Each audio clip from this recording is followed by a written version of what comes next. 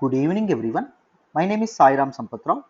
Today, we are going to discuss Indo-Nepal territorial dispute. So, most important current affairs for prelims 2021 series మాట్లాడుకుంటున్నాం కదా.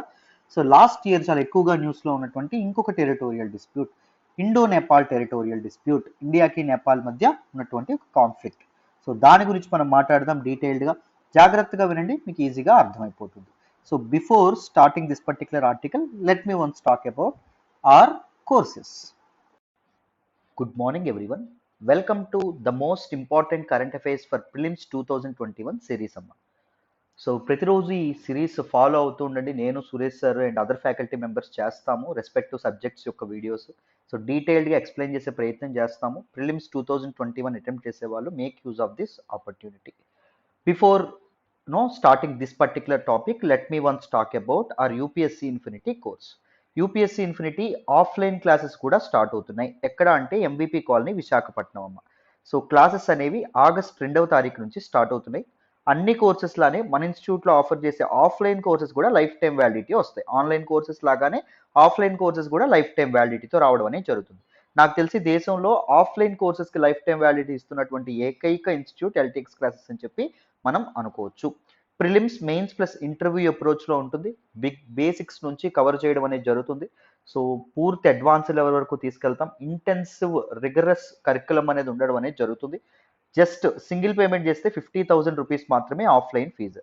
లేదు 5,000 చొప్పున 5,000 చొప్పున నెలకు 5,000 చొప్పున ఇన్స్టాల్మెంట్స్ కట్టుకుంటామంటే 60,000 అవ్వడం అనేది జరుగుతుంది. 31st జూలై వరకు ఈ ఫీజు అనేది వ్యాలిడిటీలో ఉండడం అనేది జరుగుతుంది. సో ఈ లోపే జాయిన్ అవ్వండి. 31st జూలై తర్వాత ఫీజు అనేది పెరగబోతుంది. ఓకేనా? Offline courses at Vizag, make use of this opportunity. చదువుకోవడానికి కూడా వైజాగ్ మంచి place. And next online course చూడండి. యూపీఎస్సీ ఆన్లైన్ అయితే మీకు జస్ట్ 40,000 నుంచే కోర్స్ అనేది స్టార్ట్ అవ్వడం అనేది జరుగుతుంది. ఆన్లైన్ కోర్స్ కూడా మీకు లైఫ్ టైం వ్యాలిడిటీతో రావడం అనేది జరుగుతుంది. అంటే మీకు ఉద్యోగం వచ్చేంత వరకు మా గైడెన్స్ అండ్ సపోర్ట్ మీకు ఉంటుంది. ఈ ఫీజు కూడా 31st జూలై వరకే ఉంటుంది. తర్వాత ఫీజు అనేది పెరగబోతుంది. సో రికార్డెడ్ సింగిల్ పేమెంట్ చేస్తే జస్ట్ 40,000 రూపీస్ మాత్రమే. Live plus recorded single payment చేస్తే 50,000. రికార్డెడ్ ఎవరికి పనికి వస్తుందంటే వర్కింగ్ ప్రొఫెషనల్స్ సార్, మేము ఫ్యాకల్టీతో ఇంటరాక్షన్ అక్కర్లేదు, ఓన్లీ రికార్డెడ్ వీడియోస్ చూసుకుంటామనే వాళ్ళకి జస్ట్ 40,000కే వస్తుంది. లైవ్ ప్లస్ రికార్డెడ్ ఇన్స్టాల్మెంట్స్లో కట్టుకుంటే 60,000, 5,000 చొప్పున నెలకి కట్టుకునే అవకాశం కూడా మీకు కల్పిస్తున్నాం. జాయిన్ అవ్వాలి అనుకుంటే ఇది ప్రత్యూష మేడం నెంబర్ 7893899553. మేడం నెంబర్కి ఫోన్ చేసి మీరు చక్కగా జాయిన్ అవ్వచ్చు. సో 60,000 నెలకు 5,000 చొప్పున కూడా మీరు కట్టుకోవచ్చు. ఇంటిగ్రేటెడ్ అప్రోచ్లో ఉంటుంది. ప్రిలిమ్స్, మెయిన్స్ ప్లస్ ఇంటర్వ్యూ అప్రోచ్లో ఉంటుంది. చాలా చాలా వ్యాలిడేషన్ అనేది ఉంటుంది. యూపీఎస్సీ కరెంట్ అఫైర్స్ కోర్స్ కూడా మీరు జాయిన్ అవ్వచ్చమ్మా. UPSC current affairs fees present 5,000 ఉంది అండ్ అది 6,000 అవ్వబోతుంది జూలై 31st తర్వాత. సో ఈ లోపే జాయిన్ అవ్వడానికి ప్రయత్నించండి. కరెంట్ అఫైర్స్ చాలా మాన్స్టర్ అనుకుంటారు, బట్ కరెంట్ అఫైర్స్ ప్రిపరేషన్ మీకు చాలా అద్భుతంగా జరగడం అనేది జరుగుతుంది. ట్రస్ట్ మీ, నన్ను నమ్మి జాయిన్ అవ్వండి. మీ నమ్మకం వమ్ము కాదు. యూపీఎస్సీ హిస్టరీ కథల రూపంలో నేర్చుకుంటామమ్మా. నా హిస్టరీ శాంపుల్ వీడియోస్ నేనే డీల్ చేస్తాను డీటెయిల్డ్గా. Ancient, medieval, modern, post independence history, world history, art and culture ఇవన్నీ మీకు చెప్పడం అనేది జరుగుతుంది. ఒకసారి వీలైతే శాంపుల్ వీడియోస్ చూడండి, చూసి కన్విన్స్ అయిన తర్వాతే జాయిన్ అయ్యే ప్రయత్నం చేయండి. ఓకేనా? రైట్, మరి ఈరోజు మన టాపిక్లోకి వెళ్దాం. జాగ్రత్తగా వినండి. రైట్, మరి ఇండో నేపాల్ టెరిటోరియల్ డిస్ప్యూట్ ఎందుకు న్యూస్లో ఉంది? రీసెంట్గా మన నేపాల్ ఏదైతే ఉంటుందో, నేపాల్ అనేటటువంటిది ఒక పొలిటికల్ మ్యాప్ అన్వీల్ చేయడం అనేది జరిగింది. ఒక కొత్త మ్యాప్ రిలీజ్ చేసింది. ఆ మ్యాప్లో ఏం చేసింది? ఇండియా తనదని భావిస్తున్నటువంటి కొన్ని territories, that is Kalapani and దాంతోపాటు లింపియాదురా and Lipu lake pass. India ఏమనుకుంటుంది? ఈ కాలాపాని కానీ, లింపియాదురా కానీ, లిపు లేక్ కానీ ఇవన్నీ ఇండియాలో ఉన్నటువంటి ఉత్తరాఖండ్ స్టేట్కి సంబంధించినటువంటివి, ఉత్తరాఖండ్ స్టేట్లో భాగము అని చెప్పి అనుకోవడం అనేది జరుగుతుంది. They are part of its sovereign territory అని చెప్పి ఇండియా అనుకుంటుంది. కానీ పాకిస్తాన్ ఏం చేసింది? అకస్మాత్తుగా ఈ కాలాపాని, లింపియాదురా, లిపు లేక్ ఈ మూడింటిని తన మ్యాప్లో కలుపుకుంటూ ఒక కొత్త మ్యాప్ అనేది రిలీజ్ చేయడం అనేది జరిగింది. తన టెరిటరీస్ అని చెప్పుకుంటూ ఒక కొత్త మ్యాప్ రిలీజ్ చేసింది. సో అక్కడ దానివల్ల ఇండియాకి అండ్ నేపాల్కి మధ్య ఒక కాన్ఫ్లిక్ట్, ఒక రిఫ్ట్ అనేది లాస్ట్ ఇయర్ అంతా నడవడం అనేది జరిగింది. నన్ను అర్థమైందా? సో కరెక్ట్గా ఎందుకు మరి, వాట్ ఈస్ దిస్ ఇష్యూ, బ్యాక్గ్రౌండ్తో సహా మాట్లాడదాం, జాగ్రత్తగా వినండి. సో మొదట ఇండియా నేపాల్ బార్డర్ గురించి కొన్ని ఫ్యాక్ట్స్ అనేవి మీరు తెలుసుకోవాలి. India and Nepal are neighbouring countries. మీ అందరికీ తెలుసు, they share a border of 1,800 kilometres. 1,800 కిలోమీటర్ల బార్డర్ లైన్ ఏదైతే ఉంటుందో అది వాటి షేర్ చేసుకోవడం అనేది జరుగుతుంది. సో నేపాల్ ఇండియాలో ఉన్నటువంటి ఏ స్టేట్స్తో బార్డర్ షేర్ చేసుకుంటుందంట? వెస్ట్ బెంగాల్ ఒకటి, ఉత్తరప్రదేశ్ ఒకటి, ఉత్తరాఖండ్, బీహార్ అండ్ సిక్కిం, వీటితో నేపాల్ అనేది బార్డర్ షేర్ చేసుకోవడం అనేది జరుగుతుంది. సో తర్వాత మనకి ఒక ట్రీటీ అనేది జరిగింది ఇండియాకి అండ్ దాంతోపాటు నేపాల్కి మధ్య. ట్రీటీ పేరు ఏంటంటే peace and friendship treaty of 1950. ఈ ట్రీటీ తర్వాత ఓపెన్ బార్డర్ అనేది ఇది చేయడం అనేది జరిగింది. అంటే బార్డర్స్ ఓపెన్ చేసేసారు, మన వాళ్ళు అక్కడికి వెళ్ళొచ్చు, అవతల వాళ్ళు మన దగ్గరికి రావచ్చు. అర్థమైందా? This two countries encouraged a well defined and formally accepted open border between them. So మనకు మంచి ఫ్రెండ్స్ కదా, మనకి ఎందుకు బార్డర్స్ పెట్టుకొని బార్డర్స్ క్లోజ్ చేయడం, చక్కగా మన వాళ్ళు అక్కడికంటే ఇండియా వాళ్ళు నేపాల్కి వెళ్తారు, నేపాల్ వాళ్ళు ఇండియాకి రావడం అనేది జరుగుతుంది. సో ఓపెన్ బార్డర్ అంటే ఏంటంటే there is free and unrestricted movement of people from either side. So ఈజీగా పీపుల్ ఇటు నుంచి అటు వెళ్ళొచ్చు, అటు నుంచి ఇటు రావచ్చు. అర్థమైందా? That is what open border. So open border ఉండడం వల్ల ఇండియాకి అండ్ నేపాల్కి మధ్య better social and trade connectivity అనేది ఏర్పడడం అనేది జరిగింది. మన వాళ్ళు నేపాల్కి వెళ్ళి వ్యాపారం చేసుకోవడం అనేది చేశారు, నేపాల్ వాళ్ళు ఇండియాకి వచ్చి వ్యాపారం ఏదైతే ఉంటుందో ట్రేడ్ గట్రా దానిలో ఉండడం అనేది జరిగింది. సో బార్డర్ స్టేట్స్లో ఉండేటటువంటి పీపుల్ యొక్క సోషియో ఎకనామిక్ కండిషన్స్ బాగా బెటర్ అయినాయి, వాళ్ళ మధ్య రిలేషన్స్ కూడా బాగా బెటర్ అవ్వడం అనేది జరిగింది. దాన్నే మనం ఏమంటాం, నేపాల్కి ఇండియా పీపుల్ మధ్య రిలేషన్ని రోటీ బేటీ కా రిస్తా అని చెప్పి అనడం అనేది జరుగుతుంది. A relationship of food and family అని చెప్పి మనం అనుకోవచ్చు. అంత క్లోజెస్ట్ రిలేషన్షిప్ మనం ఎవరితో మెయింటైన్ చేయడం అనేది జరుగుతుంది, మన నేపాల్తో మెయింటైన్ చేయడం అనేది జరుగుతుంది. సో మీరు నాకు కామెంట్ బాక్స్లో తెలియజేయాలి. India shares it longest border with which nation? India shares with smallest border line with which nation? ఈ రెండింటిని నాకు కామెంట్ బాక్స్లో తెలియజేయండి, ఎంతవరకు కరెక్ట్గా చెప్తారో చూద్దాం. నెక్స్ట్ చూడండి అన్న. ఇప్పుడు మరి కథలోకి వద్దాం. ఇండో నేపాల్ టెరిటోరియల్ డిస్ప్యూట్ ఏంటి దీని కథ అంటే చూడండి. So it is simply A disagreement between India and Nepal. India and Nepal మధ్య ఒక డిసగ్రిమెంట్ అండి. సో ఇండియా చెప్తుంది నేపాల్ ఒప్పుకోవట్లేదు, నేపాల్ చెప్తుంది ఇండియా ఒప్పుకోవట్లేదు. దేని గురించి ఒప్పుకోవట్లేదంట? సో దిస్ బార్డర్ డిస్ప్యూట్ దేని గురించి అంటే దీస్ పర్టిక్యులర్ ఏరియాస్, ఒకటి కాలాపాని, రెండు Lipulekh and Limpiyadhura, these 3 are in Uttarakhand and Susta which is in Bihar. So వీటి గురించి, ఈ టెరిటోరీస్ గురించి గొడవంతా. ముఖ్యంగా కాలాపాని ఏరియా ఏదైతే ఉంటుందో which is the largest territorial dispute between India and Nepal. ఈ సుస్తా అంత ఇంపార్టెంట్ అయినటువంటిది కాదు, రివర్ గండక్ కోర్స్ మారడం వల్ల ఈ సుస్తా ఏరియా ఏదైతే ఉంటుందో ఈ సుస్తా ఏరియాని కొన్నిసార్లు మన నేపాల్ క్లైమ్ చేస్తుంది, ఇండియా క్లైమ్ చేస్తుంది. సో దాని గురించి కూడా మాట్లాడదాం. బట్ కాలాపాని ఏరియా ఏదైతే ఉంటుందో it comprises of 37,000 hectares of land in high Himalayas.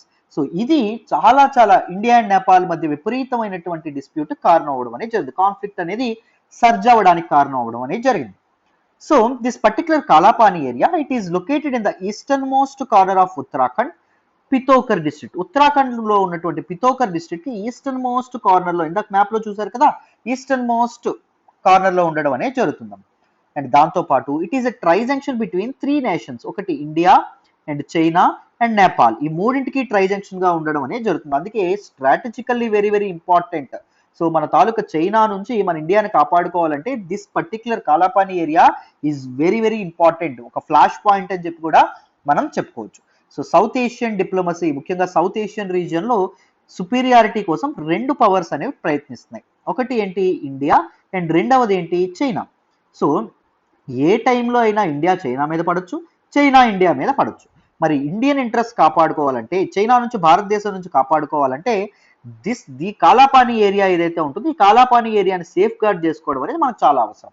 But Kalapani ఏరియాని ఎవరంటున్నారు, ఎవరిదంటున్నారు? నేపాల్ ఉంటుంది, ఇది నాది అని చెప్పి అనడం అనేది జరుగుతుంది. సో అందుకు ఇండియాకి ఇది ఒక పాయింట్ ఆఫ్ కన్సర్న్ అని చెప్పి మనం చెప్పుకోవచ్చు. అసలు ఈ డిస్ప్యూట్ కథ అంతా ఎక్కడి నుంచి మొదలైంది చూడాలి. సో చాలా డిస్ప్యూట్స్ లానే ఈ డిస్ప్యూట్ కూడా బ్రిటిష్ ఎరా నుంచి మొదలవ్వడం అనేది జరిగింది. బ్రిటిష్ వాళ్ళు భారతీయులను పరిపాలిస్తున్నప్పుడు ఈ డిస్ప్యూట్ అనేది తలెత్తడం అనేది జరిగిందన్న. సో చూడండి, సో ఏం జరిగిందంట, 1814 నుంచి 1814 నుంచి 1816 వరకు ఒక వార్ అనేది జరుగుతుంది. ఆ వార్ పేరు ఏం పేరు? Anglo Nepalese war. సో అప్పుడు నేపాల్ని పరిపాలిస్తున్నటువంటి గుర్ఖా కింగ్డమ్ కి అండ్ బ్రిటిష్ వాళ్ళు ఎవరైతే ఉన్నారో బ్రిటిష్ వాళ్ళకి మధ్య జరగడం అనేది జరిగింది యుద్ధం. ఎందుకు అంటే నేపాల్ వాళ్ళు బ్రిటిష్ ఇండియన్ టెరిటరీస్ చాలా ఆక్రమించుకుంటున్నారు, గుర్ఖా కింగ్డమ్ ఏదైతే ఉంటుందో విపరీతంగా ఇండియాను ఆక్రమించుకోవడానికి రావడం అనేది జరుగుతుంది. సో మరి బ్రిటిష్ ఇండియాని బ్రిటిష్ వాళ్ళు సేఫ్, అప్పుడు బ్రిటిష్ వాళ్ళే కదా పరిపాలించే వాళ్ళు, బ్రిటిష్ వాళ్ళు మరి సేఫ్ గార్డ్ చేసుకోవాలనుకుంటారు కదా, అందుకే ఆంగ్లో నేపాలిస్ వార్ అనేది జరుగుతుంది. ఎవరెవరి మధ్య? బ్రిటిష్ వాళ్ళ మధ్య, నేపాల్ మధ్య. దీనిలో ఎవరు నెగ్గుతారు? బ్రిటిష్ వాళ్ళు ఎవరైతే ఉంటారో వీళ్ళు నెగ్గుతారు. గుర్ఖా రెజిమెంట్స్ అనేవి అద్భుతంగా పోరాడినప్పటికీ ఓడిపోవడం అనేది జరుగుతుంది. దీన్ని గుర్ఖా వార్ అని కూడా అంటాము. అయితే ఈ వార్ అనేది ఎలా ఎండ్ అవుతుంది అంటే treaty called treaty of Sugauli. Treaty of Sugauli అనేటటువంటి ఒక ట్రీటీ ద్వారా ఎండ్ అవ్వడం అనేది జరుగుతుంది. ఎవరెవరి మధ్య ఈ ట్రీటీ అగ్రిమెంట్ అనేది సైన్ అవుతుంది? Between Gurkha rulers of Kathmandu and దాంతోపాటు East India Company. East India కంపెనీకి and Gurkha rulers of Kathmandu ఎవరైతే ఉంటారో వాళ్ళు, కాఠ్మండు అంటే నేపాల్ని పరిపాలిస్తున్నటువంటి గుర్ఖా రూలర్స్, వీళ్ళ మధ్య జరగడం అనేది జరుగుతుంది. సో ఈ ట్రీటీలో ఏం చేస్తారు? Sugauli is a place in present day Bihar. ఓకేనా? సో దీనిలో ఏం నిర్ణయిస్తారు? నేపాల్కి ఇండియాకి మధ్య బార్డర్స్ అనేవి నిర్ణయిస్తారు. ఎందుకంటే ముందే చెప్పాము ఎందుకు ఈ వార్ జరిగింది. నేపాల్ అనేది విపరీతంగా ఆక్రమించేస్తుందని చెప్పాం కదా. So Britishers want to regulate, want to control, want to keep a check on Nepalese, Gurkha rulers. So అందుకోసం అని చెప్పి మీ బార్డర్స్ ఇవి దాటి మీరు బయటకు రాకూడదు, అర్థమైందా అని చెప్పి బ్రిటిష్ వాళ్ళు ఈ ట్రీటీ ఆఫ్ సుగౌలి అనేది చేయడం అనేది జరిగింది. దీనిలో బార్డర్ అనేది ఏం నిర్ణయించారు చూడండి. River Mechi became the eastern border with India. ఇండియాతో ఈస్టర్న్ బార్డర్ ఏదైతే ఉంటుందో అంటే సిక్కిం ఉంటుందా, సిక్కింకి అండ్ దాంతోపాటు మన తాలూకా నేపాల్కి మధ్యలో ఉండేటటువంటిది ఏంటి? మేచి రివర్ అని చెప్పి చెప్పడం అనేది జరుగుతుంది. అండ్ ఇప్పుడు వెస్టర్న్ సైడ్ ఇదేంటి అంటే రివర్ కాళీ రివర్ ఏదైతే ఉంటుందో Kali river will become the north western border. Mahakali river అనేది ఈ వెస్టర్న్ బార్డర్ అనేది అవ్వడం అనేది జరుగుతుంది. మధ్యలో నేపాల్ అనేది ఉండడం అనేది జరుగుతుంది. అండ్ ఇదేదైతే ఉంటుందో ఇక్కడ మన ఇండియా అనేది ఉండడం అనేది, బీహార్ ఉండడం అనేది జరుగుతుంది. అర్థమైందా? సో ఇక్కడ రివర్ గండక్ కూడా ఉంటుందండి. ఇక్కడే చెప్పేస్తాను చూడండి. ఇలా రివర్ గండక్ ఇలా పాస్ అవుతుందమ్మా. సో గండక్ కూడా ఇదిగోండి ఇలా ఇలా అలా చూడండి, ఇలా ఎలైన్డ్ గా వచ్చిందా. సో ఈ రివర్ గండక్ కూడా ఈ పైన ఉన్నదంతా నేపాల్ అండ్ కింద ఉన్నదంతా ఇండియా అని కూడా డిమార్కేట్ చేయడం అనేది జరుగుతుంది. సో 3 రివర్స్ ఉపయోగించుకొని ఇండియా అండ్ నేపాల్ మధ్య బార్డర్స్ ఏవైతే ఉన్నాయో అవి డిమార్కేట్ చేస్తాము. అర్థమైందా? కానీ మరి కరెక్ట్ గానే డిమార్కేట్ చేశారు కదా సార్, మరి ప్రాబ్లం ఎంత ఎక్కడి నుంచి వచ్చింది చూడండి అన్న. చూడండి అన్న, the treaty of Sugauli also defined Gandak as the international boundary between India and Nepal. India and Nepal మధ్య ఇంటర్నేషనల్ బౌండరీగా గండక్ కూడా ఉంటుందని చెప్పి నిర్ణయించడం అనేది జరిగింది. సో డిస్ప్యూట్ అంతా ఎక్కడి నుంచో చూడండి. నేపాల్ ఏమనుకుంటుంది? Consider the source of Kali river near Limpiyadhura which is higher altitude than the rest of the river flow. నేను జాగ్రత్తగా వినండి, ఇక్కడ మీకు మ్యాప్ చూపించి చెప్తాను, మీకు ఈజీగా అర్థమవుతుంది. సో మనకి ఏం చెప్పుకున్నాము? నేపాల్కి ఇండియాకి ఈస్టర్న్ బార్డర్ ఏంటి? మేచి రివర్ అని చెప్పుకున్నాం. మరి వెస్టర్న్ బార్డర్ ఏమని చెప్పుకున్నాం? కాళీ రివర్ అని చెప్పుకున్నాం కదా. క్లియర్.